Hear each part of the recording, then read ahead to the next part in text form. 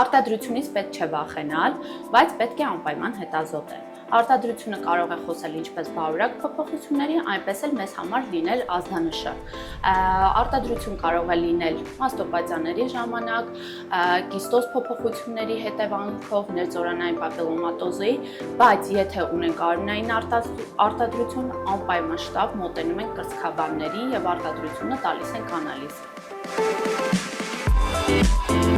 Կրծքագեղձի ցավից նույնպես պետք չէ վախենալ։ Ցավերը կրծքագեղձի շրջանում կարող են լինել բուն գեղձով պայմանավորված, որոնք կոչվում են մաստալգիաներ, եւ այդ հատվածի ոսկրամկանային ցավերով, օրինակ միջկողային նևրալգիայի հետևանքով։ Ցանկացած դեպքում դա որևիցե